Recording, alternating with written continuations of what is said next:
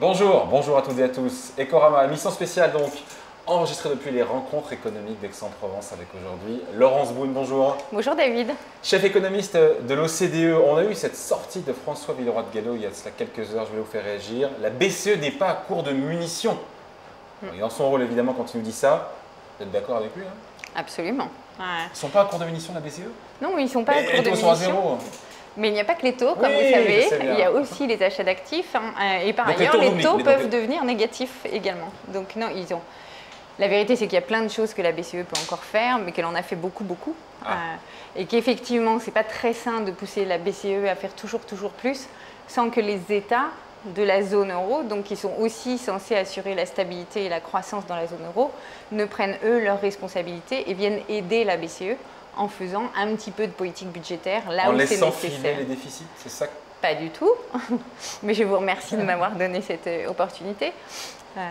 D'abord, effectivement, les taux sont très bas. Ensuite, il y a des pays qui ont des taux d'investissement public depuis un nombre considérable d'années, qui sont bien en dessous de la moyenne de l'OCDE et qui ont des besoins en infrastructure, de transport, digital, énergie, la transition énergétique. Et ensuite, ça tombe bien parce que beaucoup de ces pays ont effectivement ce qu'on appelle de l'espace fiscal. Ça veut dire qu'ils ont des dettes qui sont assez peu élevées et des déficits qui sont très élevés.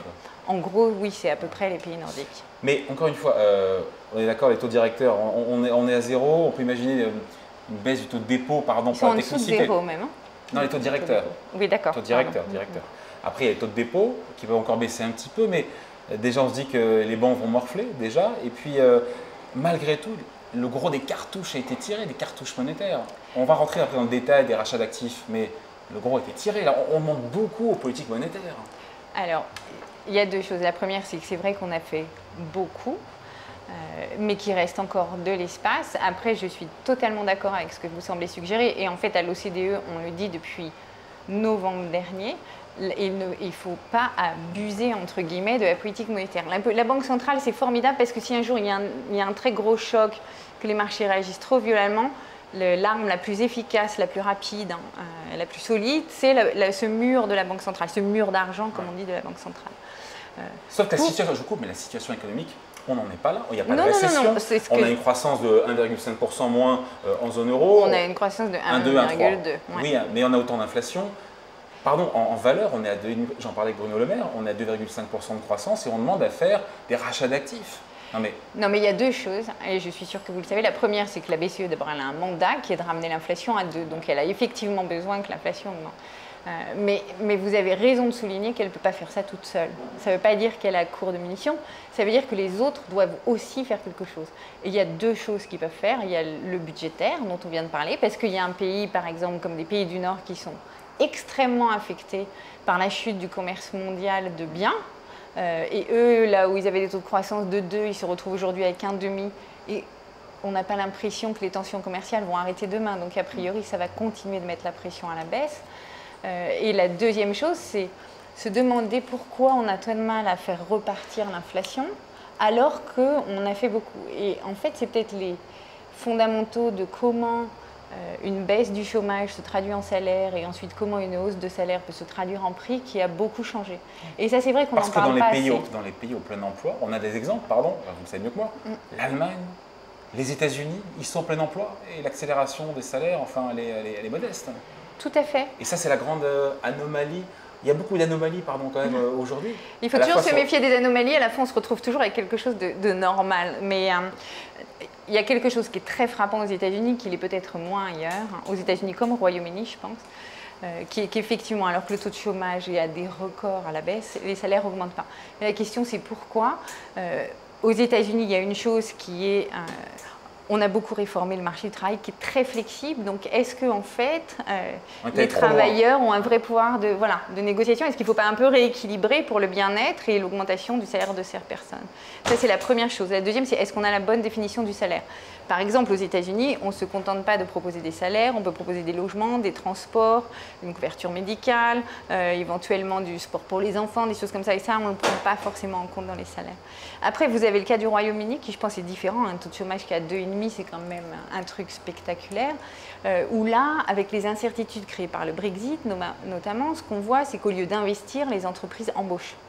Elles n'investissent pas dans la technologie de demain qui remplace une partie de vos tâches, mais elles embauchent des gens qu'elles ne paient pas forcément super bien puisqu'ils ne sont pas forcément très qualifiés.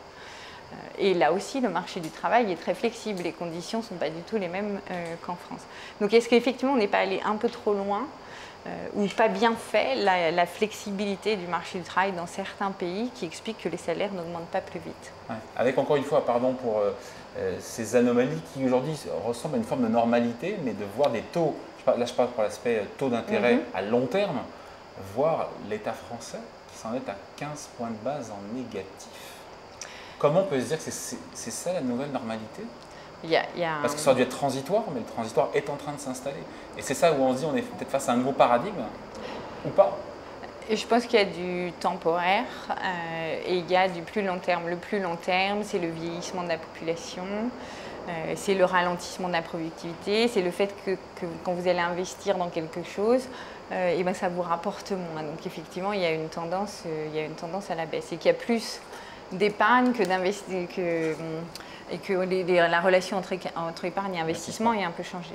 À plus court terme, il y a effectivement la politique monétaire de la Banque centrale, mais il y a aussi le fait que certains pays ont ralenti leur déficit, baissé leur dette, ce qui fait que toute la liquidité qui est dans le système et qui cherche à s'investir dans quelque chose de sûr, par exemple les emprunts d'État allemands, il y a une telle demande pour ces emprunts d'État que le taux a plongé. Et je suis d'accord. Du fait de l'aversion au risque. Oui, et je suis d'accord avec vous, c'est pas tout à fait, ça montre aussi qu'il y a un manque d'investissement dans ces pays-là. Après, votre conviction, Laurence Boone, c'est qu'il y a déjà eu 2500 milliards d'euros de rachat d'actifs en zone euro, on a évité la déflation, on est allé sur du 1+ en termes d'inflation. Un nouveau QE, programme de rachat d'actifs, aussi massif soit-il, a les capacités de ramener l'inflation à 2%, ou est-ce qu'il n'y a pas mieux à faire? Parce qu'on se dit, vu les centaines, ça parle même plus aux gens, les centaines de milliards d'euros de dépensés pour gagner des dixièmes de points d'inflation, c'est ça la bonne stratégie? Il n'y a pas un plan B? Alors, il y a deux choses. La première, c'est que cet argent-là, normalement, il va s'investir dans des actifs plus risqués, comme des actions, comme du private equity, donc des investissements directs dans des entreprises. Et c'est ce qu'on veut qui arrive. En fait, le problème, quand on n'a pas assez de croissance, c'est que les gens n'investissent pas, ne prennent pas assez de risques pour embaucher, faire croître et faire vibrer, en fait, une économie. Mais la deuxième chose, et je suis tout à fait d'accord avec vous, et à nouveau, ça fait pratiquement 1 an qu'on le répète et qu'on le martèle à l'OCDE, il faut absolument que la politique budgétaire vienne complémenter la politique monétaire. Dans les pays où elle le peut, parce que vous le disiez très bien, la croissance n'est pas dramatique. Il y a des pays où ça ralentit des pays qui beaucoup. Qui le peuvent potentiellement et qui politiquement ont envie de le faire. Les Allemands, je ne sais pas ce que vous direz d'Angela Merkel, si vous proposiez de passer de 0% de déficit public à 3%.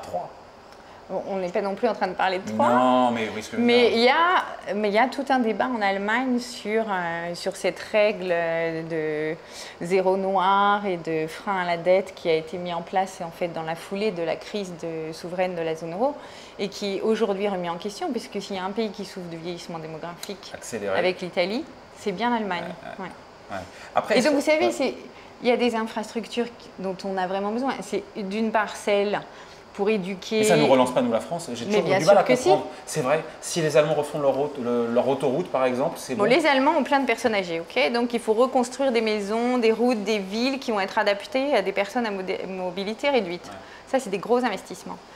Si la situation est très tendue en Allemagne et que le maire de la ville X ne trouve pas les entreprises allemandes pour construire ses maisons, pour embaucher les médecins, pour faire les nouvelles chaises roulantes, il est censé faire un appel d'offres européen.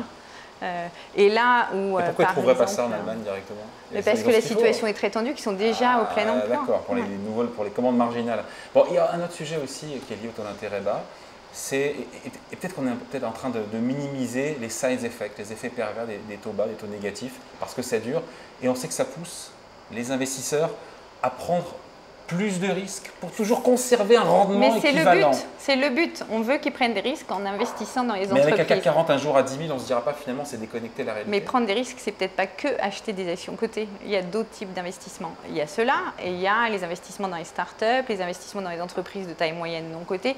Il y a tout un tas d'investissements qui est plus risqué et c'est vraiment le but de la politique monétaire de faire que cet argent aille là où on va avoir de la dynamique économique.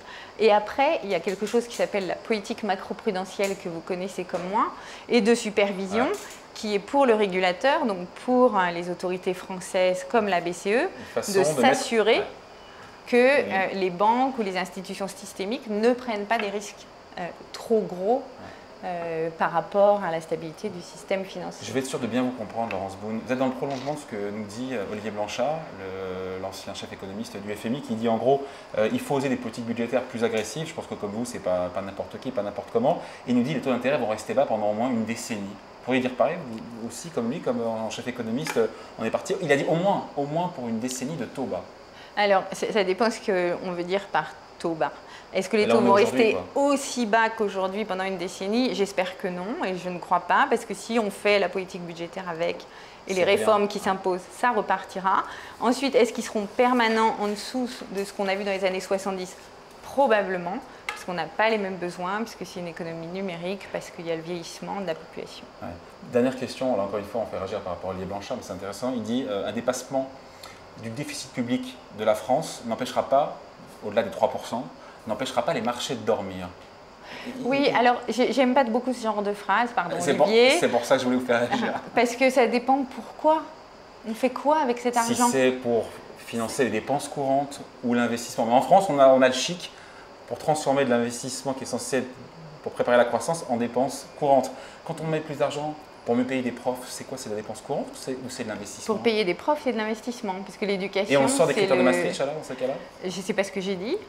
C'est la question que je pose. Mais pas forcément. D'abord, en France, on a quand même 57 points de PIB de dépenses publiques. Peut-être ça serait bien qu'on se penche sur où va cet argent. Est-ce qu'on est sûr qu'il est efficacement dépensé? En France, on a peut-être un problème d'allouer là où il faut la dépense, puisqu'en fait, c'est un empilement de dépenses publiques depuis des dizaines d'années. Mais on est bien documenté, il y a des rapports qui dorment sur les étagères là-dessus. Et bien peut-être qu'on peut les sortir des étagères, enlever un petit peu la poussière. Non, sérieusement, je pense qu'il y a une vraie analyse des dépenses à faire et de voir ce qu'on peut rationaliser et mieux cibler. Parce que si on a des gilets jaunes, c'est aussi qu'il y a des personnes qui ne reçoivent pas ce qu'elles devraient recevoir pour assurer un bien-être minimal. Donc d'une part, il y a ça. D'autre part, il y a les investissements d'avenir. L'éducation, ça en fait partie. Quand on voit les bouleversements qu'à la fois la numérisation et surtout le changement climatique vont entraîner en termes de capital physique et humain, toutes les personnes qui travaillent dans des centrales nucléaires, si on décide d'en fermer la moitié, il va falloir se demander ce qu'on va leur faire faire. Donc ça, effectivement, c'est de l'investissement. Et puis en France, on a une telle inégalité des chances, qui commence dès la maternelle, mais même dès la crèche, que oui, il y a des investissements à faire là. Bon voilà, merci d'avoir été avec nous. Donc, Laurence Boone, chef économiste de l'OCDE pour cette émission Ecorama, enregistrée depuis les rencontres économiques d'Aix-en-Provence. Merci. Merci à vous.